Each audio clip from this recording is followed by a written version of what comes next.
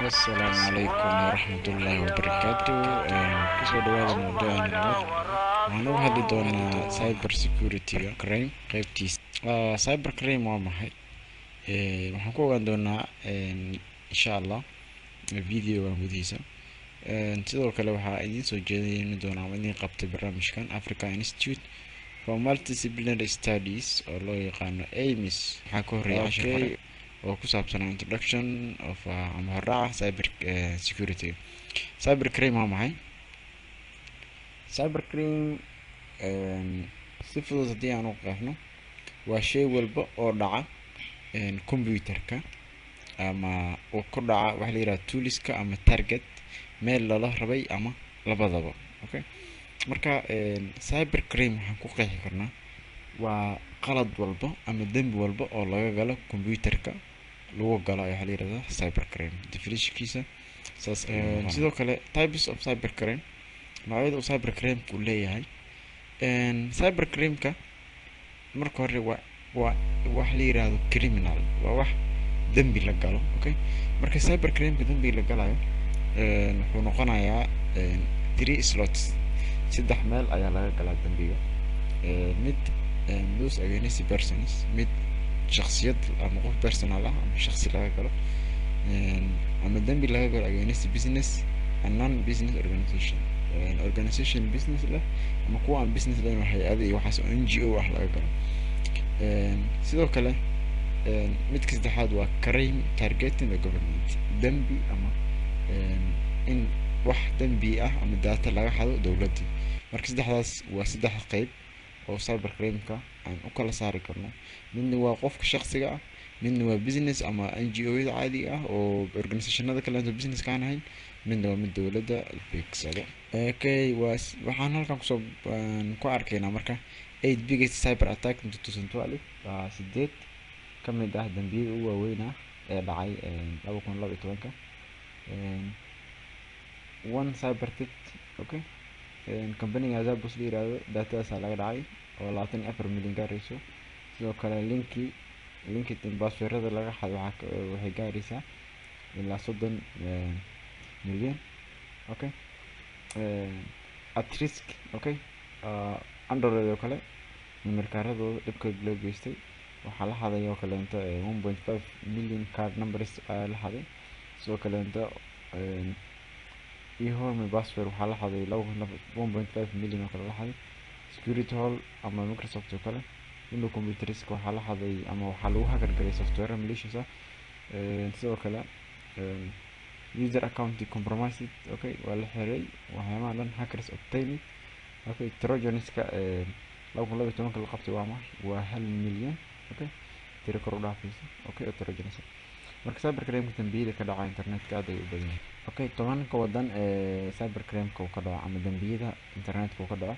Top 10 ka waxaa ka mid ah USA, China, Germany, Britain, Brazil, Spain, Italy, France, Turkey, India.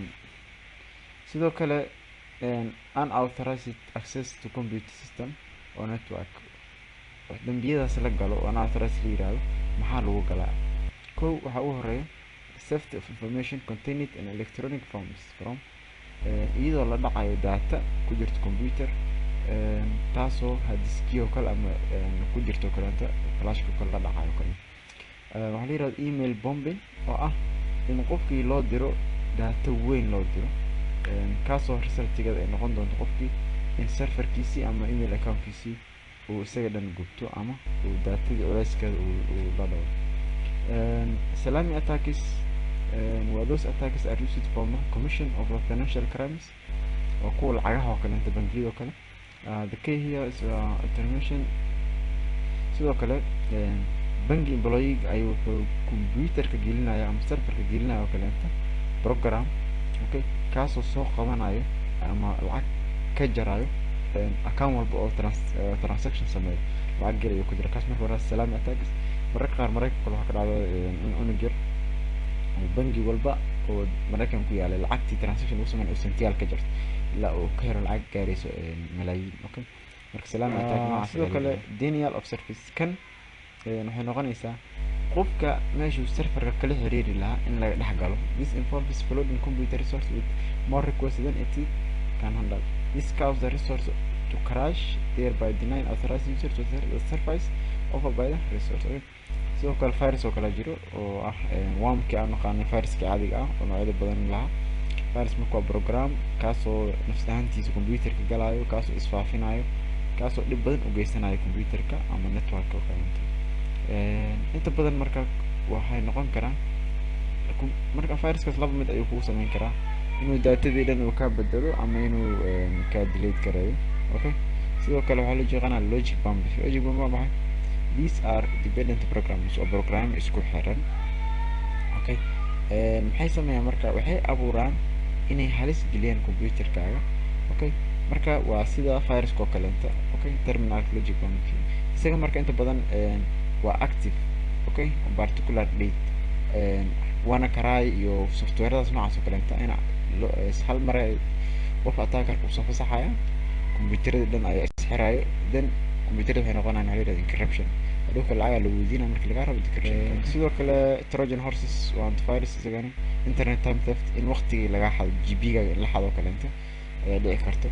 waxyaabahaas dhan waa cyber crime. sidoo kale physical damage ee computer system in si physical caadi ah gacan lagu yimaado oo commitment caadi u dhaco oo gacan lagu yimaado oo cyber crime. sidee loo hortagaa caruurta oo kaleenta? children markii la fiiriyo caruurta oo kaleenta waxaa laga ilaaliyaa inay geliyaan magacyadooda saxda ah ama guryahooda ama school name-ka ama telephone number-ka meelaha lagu sheekaysto inay dhigaan oo kale caruurta waa in laga ilaaliyo. sidoo kale you should not give photograph to anyone or not without first checking or informing parents coordinates. waalidiinta aan ogeyn oo kale inaysan ilmihii internetka loo fasixin oo kale waxyaabahaas dhan, sababtoo ah caruurta dhibaato badan ayaa loo geysan karaa. Okay, sidoo kale waa inay caruurta aysan live to kaleenta ama aysan gelin oo kale. waxyaaba badan waxaa jira oo prevention ah looga hortagi karo cyber crime-ka. caruurta ayaa ugu daran, iyaga waa wax dad aan caqli badan lahayn oo aad looga caqli badan kara, marka waa in prevention. sidoo kale parentska iyo parentska waxay u baahan yihiin in caruurta ay u sameeyaan waxaa jira software oo filtering ah oo filtration sameynayo oo kala soocayo website-yada xun iyo website-yada kaleenta. website-yada oo pornographiga iyo kuwa qamaarka iyo kuwa laisku caayo daraagiska. marka waalidiinta waxaa loo baahan yahay inay caruurtooda ay ka taxadiraan mar walbana ay softwares adeegsadaan, waqtina ay u sameeyaan internet iyo waxyaabahaas. haddii kaleenta waxaa dhici doona cyber crime oo cunugii in sawirro qaawan ay soo diro kala yirahdo ama waxyaaba badan laga hadlayo. there is also waxaa jira software oo loogu talagalay inuu controlo computerka ardayga, kaasoo blocking usage after a particular time. cunugoo kaleenta in waqti loo ogolaaday ku internetka waqtina laga xiro. Okay, marka waxaa sameyn kara waalidiinta ayaa mar walba control kara. Okay, sidoo kale inta preventive steps for organization and government. Okay, markii horta ugu horeyso waxaa loo baahan yahay preventive sameyso hortag aad sameyso. saddex nooc ayaa waxaa looga hortagaa barnaamijyadaas oo kaleeto. waxaa la yidhahda preventive oo ah shayga intuusan kusoo gaarin inaad ka hortagtid, ama waxaa la yidhahda detective shayga intii markuu kusoo gaaro inaad qabatid, ama in waxa la yidhahdo responsive oo ah markii wax kugu dhacana kadib inaad ka daba gaarsiis. marka mar walba waxaad doorbidaa marka waxaa la yidhahda preventive stepkaas waa inaad doorbidaa oo u fiican organizationka iyo dowlad ahaanba haddii government ay jirto. kow waa in la sameeya physical security, waa kaamirooyinkii, waa dadkii waardiyaadka, waxaas dhan waa in la sameeyaa. Okay, waa in weliba duubitaan la sameeyaa. laba nooc oo camera jirto, NVR iyo DVR. inta ugu badanna NVR-ka waa laga fiican DVR-ka in la adeegsado oo digital video recorder la adeegsado. sidoo kale access control waa in la sameeyaa. albaabkii oo kale waa in password lagu soo galaa, waa in la adeegsadaa kaleenta. haddii oo jirto kaleenta network oo kaleenta waa inaad firewall oo kale dhigataa oo kaleenta. externalka internal dhexdooda waa inaad dhigataa. marka waxyaaba badan ayaa jiro oo lagu barto fikradda. sidoo kale password, okay, is very important this one. Okay, passwordka inaad mar walba sameysid password oo proof of identical essential component u ahay. passwordka marka waa inuu ahaada password adag. Okay, passwordka waa inaad ka dhigtaa number, waa inaad ku dartaa xaraf, waa inaad ku dartaa erey letter caadi ah. marka passwordkaaga waa inuu ugu yaraan waa inuu 16 digit ka badnaado. Okay, oo isugu jira saddexdaas. Okay, marka qaar space ku darso. marka Password should be charged with a regular interval of time and should be alphanumeric and should be difficult to judge. Okay, haddii passwordkaaga aad magacyo fudfud oo kale ka dhigto magacaaga wax yar aad ka dhigtid oo kale ama magacaaga oo kaleeto hebel 1 2 3 oo kaleeto is very waa aad ay u jilcan tahay, very easy to hack. Sidoo kale finding the whole network. Okay, inta badan system managerka waxay sameeyaan track wax la yiraahdo inay raadiyaan qofka in network isticmaala waxyaabo noocaas oo kaleeto. Organization kale oo ku adag tahay security holes oo kaleeto, bugs and weakness report waxaa badan jiro. waxaa la adeegsadaa network scanning program la adeegsadaa mar walba computerka waa la scan gareeyaa, waa la keeyaa wixii antivirus oo dhan encryption. Okay, waxaa jiro waxa la yiraahdo there is another product available called COPS, computer oracle and password system. Okay, wuxuu scan gareynayaa for poor passwordada jilcan oo kale uu scan gareynayaa, dangerous files permission filealka halista oo kale, and date of the key component of the date security. waxaa jiro waxa la yiraahdo cert ama certificate oo ah website marka booqanayso oo kale ama network oo kale lagu tusi karo. Okay, marka using network scanning programs ka security administration waxaa isticmaala waa tool loo yaqaano Unix oo serverada waxyaabahaas oo kale internetka. Using intrusion alert programs waa in adeegsataa program sida antivirus oo kale qaylinaya markii wax arkaan oo kale waa in adeegsataa. Okay, marka intrusion programs ka waa intaas bishaas waa wixii ka shaqeynaya sheegayaan waa in ku soo gudbinayaan.